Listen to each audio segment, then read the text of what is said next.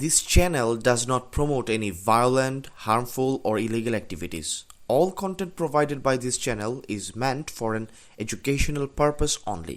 Social মিডিয়ায় একটি শব্দ এখন রীতিমতো পারমাণবিক বোমার মতো বিস্ফোরিত হয়েছে। শব্দটি হলো জুলাই সিডিআই। জনপ্রিয় অভিনেত্রী মেহের আফরোজ শাওনের একটি ফেসবুক পোস্টের পর থেকে দেশজুড়ে শুরু হয়েছে তুলকালাম কাণ্ড। একদিকে শাওন, মাহিয়া মাহিদের মতো তারকারা বলছেন এটি তথাকথিত সুশীলদের ভণ্ডামির জবাব। অন্যদিকে রাজশাহী বিশ্ববিদ্যালয়ের ছাত্রনেতা সালাউদ্দিন আম্মার সহ জুলাই বিপ্লবের সৈনিকরা বলছেন এটি শহীদদের রক্তের সাথে চরম বেইমানি। কিন্তু প্রশ্ন হচ্ছে 2024 সালের জুলাই আন্দোলনে শেখ হাসিনা রেজিমের পতনের পর কি এমন ঘটল যে আজ মানুষ আবার রাজপথে এবং সোশ্যাল মিডিয়ায় এভাবে মুখোমুখি? ডক্টর ইউনূস সরকারের দুর্নীতি, অব্যবস্থাপনা আর অর্থ পাচারের অভিযোগ কি আওয়ামী লীগকে আবার মাথাচাড়া দিয়ে ওঠার সুযোগ করে দিল? আজকে এই পুরো ঝোড়ো রাজনৈতিক প্রেক্ষাপটের ভেতরের খবর ফাঁস করব। প্রেক্ষাপটটা বুঝতে হলে আমাদের একটু পেছনে ফিরতে হবে। 2024 সালের জুলাই মাস, কোটা সংস্কার আন্দোলন থেকে শুরু হওয়া ছাত্র জনতার এক অভূতপূর্ব গণ অভ্যুত্থান। শেখ হাসিনার দীর্ঘ 15 বছরের লৌহমানব রেজিমের অবসান ঘটেছিল মাত্র কয়েক সপ্তাহের ব্যবধানে। শত শত শিক্ষার্থীর রক্ত, আত্মত্যাগ আর পঙ্গুত্ববরণের মধ্য দিয়ে 5ই আগস্ট শেখ হাসিনা দেশ ছাড়তে বাধ্য হন। দেশের দেয়ালে দেয়ালে লেখা হয়েছিল নতুন স্বাধীনতার স্লোগান, আঁকা হয়েছিল স্বৈরাচার বিরোধী গ্রাফিতি। মানুষের মনে আশা ছিল এবার হয়তো এক নতুন দুর্নীতিমুক্ত বাংলাদেশের জন্ম হবে। কিন্তু শেখ হাসিনার রেজিমের পরিবর্তনের পর ক্ষমতার মসনদে বসেন নোবেলজয়ী ডক্টর মোহাম্মদ ইউনূস। দেশবাসী বুক বেঁধেছিল নতুন আশায়, কিন্তু মাত্র কিছুদিনের ব্যবধানে সে আশায় গুড়ে বালি। ডক্টর ইউনূস সরকারের বিরুদ্ধে একের পর এক দুর্নীতি ও অব্যবস্থাপনার অভিযোগ উঠতে শুরু করেছে। সমালোচকরা বলছেন ডক্টর ইউনূস সরকার যখন দেশবাসীকে অর্থ পাচার রোধের স্বপ্ন দেখাচ্ছিল এবং রাজনৈতিক প্রতিপক্ষদের ওপর চড়াও হচ্ছিল, ঠিক তখনই তাদের নাকের ডগা দিয়ে হুন্ডির মাধ্যমে কোটি কোটি টাকা সুইজারল্যান্ড, কেমেন আইল্যান্ড ও ব্রিটিশ ভার্জিন আইল্যান্ডের মতো ট্যাক্স হেভেনে পাচার হয়ে গেছে।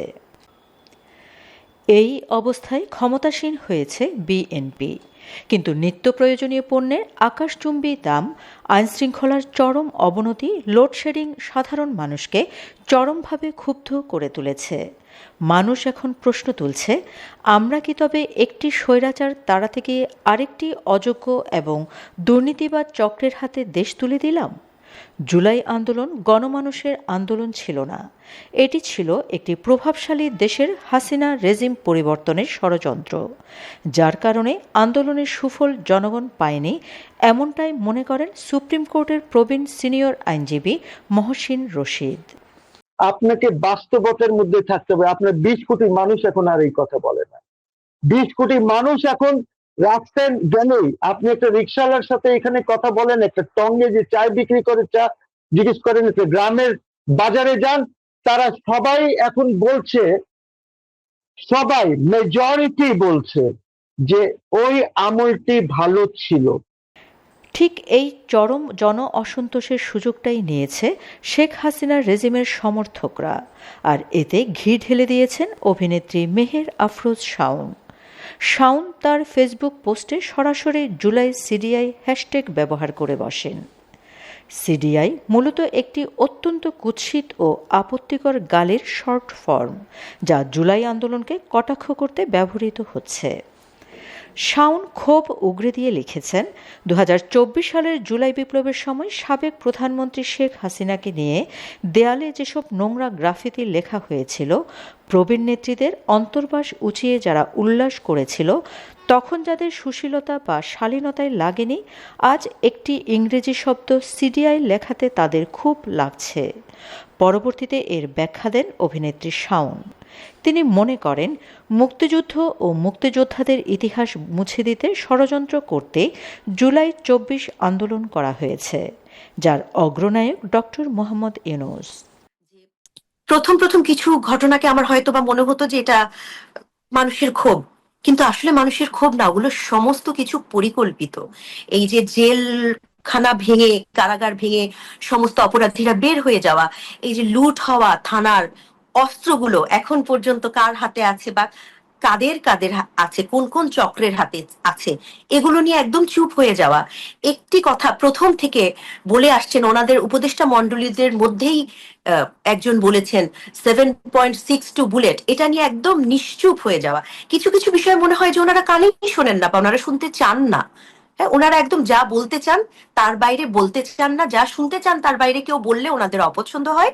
তাদেরকে কোনো না কোনো ভাবে হয় মব করে, নয় মামলা দিয়ে তাদেরকে মুখটা বন্ধ করবার চেষ্টা করেন। তো সেই জায়গা থেকে আমি অবশ্যই হতাশ হয়েছি। আর কিছু না হোক, একটি পদককে আমি সম্মান জানাতে চেয়েছিলাম। নোবেল পদক তো আসলে আমাদের বাংলাদেশিদের কাছে আমরা ভাবি বা ভাবার চেষ্টা করি, আমাদের কাছে তো একটা আসলেই স্বপ্নের কিছু। এবং উনি যখন নোবেল শান্তি পুরস্কার পেয়েছিলেন, আমার মনে আছে যে বাংলাদেশিরা খুব উদযাপন করেছিল।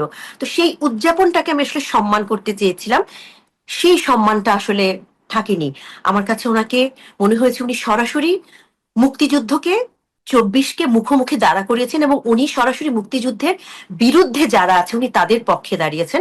আমার সেটাই মনে হয়েছে তখন। কিন্তু জুলাই আন্দোলনের পক্ষের শক্তিরা এই আক্রমণ মুখ বুঝে সহ্য করেনি। রাজশাহী বিশ্ববিদ্যালয় কেন্দ্রীয় ছাত্র সংসদ রাকসুর জিএস সালাউদ্দিন আম্মার এই সুশীলীয় পোস্টের তীব্র প্রতিবাদ জানিয়েছেন।